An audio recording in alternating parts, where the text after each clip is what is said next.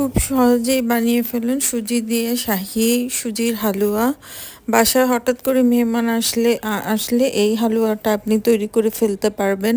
সুজি সবার বাড়িতে কম বেশি থাকে এবং খুব অ্যাভেলেবেল থাকে। আপনি খুব কাছের দোকান থেকে সুজি কিনে এনে আপনি এই হালুয়াটা তৈরি করে ফেলতে পারবেন। এইটা তৈরি করতে হলে আপনাকে প্রথমে যে পরিমাণ মিষ্টি আপনি হালুয়াতে দিতে চান সেই পরিমাণ চিনি নিয়ে প্রথমে ক্যারামেল করতে হবে। ক্যারামেল করে তার মধ্যে 1 কাপ পানি দিয়ে দিতে হবে। পানি দিয়ে পানিটা যখন ফুটে উঠবে তখন আপনি এই ধরেন 1 কাপ পরিমাণ সুজি দিবেন। সুজি দিয়ে আপনি ওটাকে নাড়াচাড়া করতে থাকবেন। এর মধ্যে 1 টেবিল চামচ পরিমাণ ঘি দিবেন এবং 3টা এলাচ দিবেন।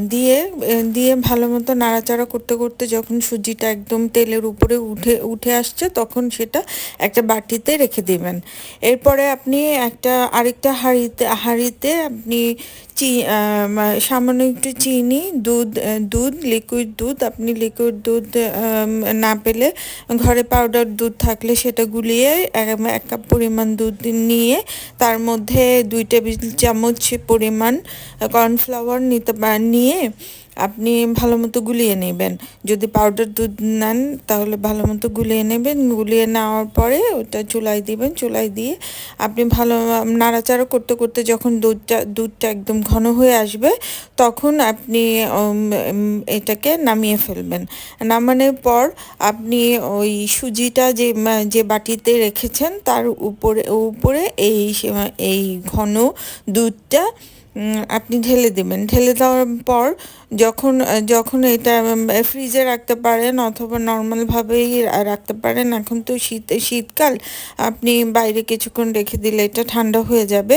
উপরে আপনি টপিং হিসেবে বাদাম কুচি, আমন্ড কুচি, পেস্তা বাদাম, আমন্ড, তারপরে কাঠবাদাম আর কি, তারপরে কিশমিশ, বিভিন্ন ধরনের বাদাম উপরে ছিটিয়ে সুন্দর মতো আপনি পরিবেশন করতে পারবেন।